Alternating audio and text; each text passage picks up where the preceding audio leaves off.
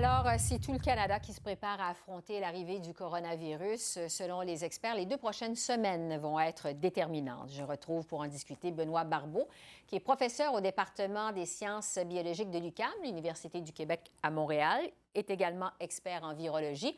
Bonjour, professeur Barbeau. Bonjour, Mme Méjean. Donc, on le voit, il y a toutes sortes de mesures qui sont déployées là jusqu'à maintenant. De façon générale, qu'est-ce que vous pensez de la réponse des autorités jusqu'ici? Je crois que la réponse est juste. En ce moment, avec les données qu'on a obtenues et puis la façon que le virus semble progresser, les autorités, le gouvernement imposent les mesures nécessaires. Mais je crois que dans les prochains jours, il y aura sûrement, on s'attend à ce qu'il y ait une augmentation soudaine de cas d'infection et le gouvernement devra sûrement agir de façon conséquente et d'être plus agressif dans ses mesures. Vous parlez du gouvernement du Québec, ce qui a été annoncé Oui, aujourd'hui. exactement. Le Bon. gouvernement du Québec et le gouvernement du Canada également. Bon, pour ce qui est de ce qui a été annoncé justement par le gouvernement du Québec, on demande à toute personne Oui. qui revient de l'étranger de se mettre en isolement pendant 14 jours, peu importe d'où cette personne revient. On demande également d'éviter les rassemblements publics, d'annuler les événements publics. Est-ce que ça vous semble quand même adéquat ou un peu exagéré à ce stade-ci? Qu'est-ce que vous en pensez? On a une idée, justement, lorsqu'on regarde les pays comme l'Italie, la Corée du Sud et surtout la Chine, comment que le virus s'est propagé de façon foudroyante. Euh, je, euh, je crois que la meilleure mesure, c'est d'avoir des mesures préventives plus intenses que nécessaires. Et en ce moment, on ne sait aucunement si ces mesures-là sont suffisantes pour empêcher justement qu'il y ait explosion de cas d'infection. Alors, pour le moment, je ne pourrais vraiment dire que c'est trop, que c'est exagéré. Au Mhm. contraire, je crois que c'est adéquat compte tenu justement de l'inconnu, mais compte tenu aussi de ce qu'on a vu, de ce qu'on a pu voir à l'extérieur de notre province et du pays. Parce que les autorités nous préparent, on dit la situation va empirer avant de Oui, s'améliorer. C'est ce certainement. qu'on pourrait voir dans les prochains jours. Certains se demandent en fait si on doit éviter les gyms, les gens qui s'entraînent, les restaurants, le transport en commun, par exemple. Est-ce que vous croyez qu'on est rendu là, qu'on devrait Mais éviter? je crois qu'on doit recommander actuellement d'éviter justement des gros rassemblements ou plutôt être en contact ou de se présenter à des endroits où il y a plus de personnes, de chances de contact personne-personne. Les transports en commun, je crois que tous les réseaux de transport en commun font les efforts justement pour tenter d'éliminer la présence de ce virus. Et entre autres, justement, lorsque l'heure de pointe à Montréal, tout comme dans n'importe quelle ville, c'est un endroit justement qui serait très propice qu'il y ait transmission du virus. Oui. Alors, sans nécessairement céder à la panique, je pense qu'il faut quand même être conscient que c'est de cette façon que le virus va se propager. Et si on est capable, le transport en commun, c'est quand même, je dois l'avouer, quoique difficile vraiment de demander aux gens de ne pas prendre le transport en commun.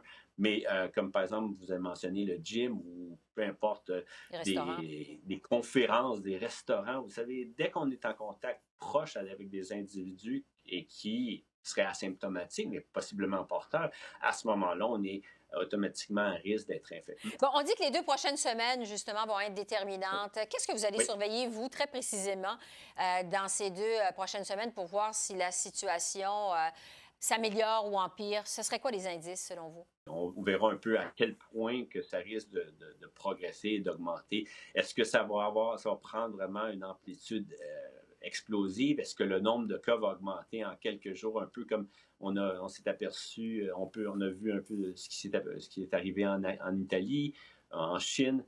Si vraiment il y a une progression dans les prochains jours qui est aussi explosive, eh bien à ce moment-là, on doit se dire que les mesures draconiennes doivent être prises parce que ça veut donc dire qu'on est au début pas une recrudescence, mais une augmentation de cas et que ça pourrait vraiment prendre une amplitude qui va être énorme. Oui, parce que Alors, certains disent que jusqu'à 60 de la population pourrait contracter le coronavirus. Est-ce que ben, ça pourrait être le cas? écoutez, en Allemagne, Mme Merkel avait même mentionné que ça pouvait être 70 des Allemands qui pourraient être infectés.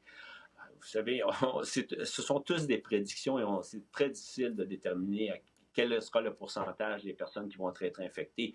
Et ça dépend justement à quel point nos mesures vont être efficaces et à quel point on pourra répondre rapidement.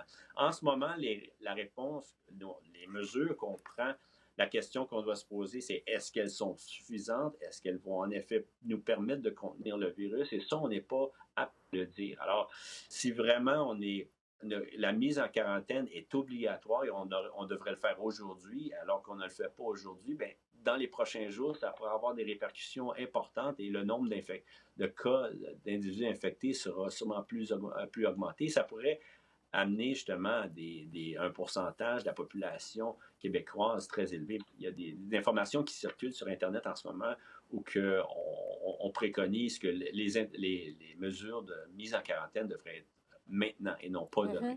Et qu'une journée pourra faire la différence. Donc, c'est vraiment à ce niveau-là qu'on est rendu. Le temps file, professeur Barbeau. Oui. C'est important, évidemment, d'écouter les mesures, de suivre les mesures, les directives des autorités. C'est ce que je voulais dire. On dit que la crise pourrait durer plusieurs semaines, voire quelques mois. Est-ce que c'est la lecture que vous en avez? Ça pourrait durer longtemps, vous pensez?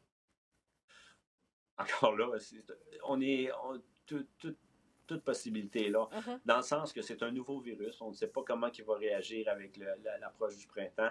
On ne sait pas à quel point les mesures vont être efficaces, comme je le mentionnais. Alors, si les mesures sont assez efficaces, oui, ça se peut qu'on aura une moins grande amplitude du nombre d'infections, mais ça se peut que ça va s'étaler un peu plus. Et ce qui serait quand même une situation qui serait plus favorable. L'autre point qu'il faut aussi prendre en considération, c'est que si vous avez trop de personnes qui sont infectées soudainement et que vous obtenez un nombre trop élevé, eh bien, vous allez avoir aussi une saturation encore plus exagérée du système du milieu hospitalier. Et là, ça devient encore plus compliqué, non seulement de traiter les personnes qui ont des symptômes sévères, mais en plus de contenir la propagation du virus. Parce que là, à ce moment-là, même les intervenants du milieu hospitalier pourraient être plus sujets à être infectés. Alors, il y a tous ces paramètres-là qui rentrent en considération, qui feront en sorte que oui ou non, la pandémie, ou plutôt l'épidémie durera pendant des semaines ou des mois. Alors, au Québec. on va vraiment vers l'inconnu. Professeur Benoît Barbeau, expert en virologie, merci beaucoup d'avoir répondu à nos questions. Merci. Avec plaisir. Au revoir. Au revoir.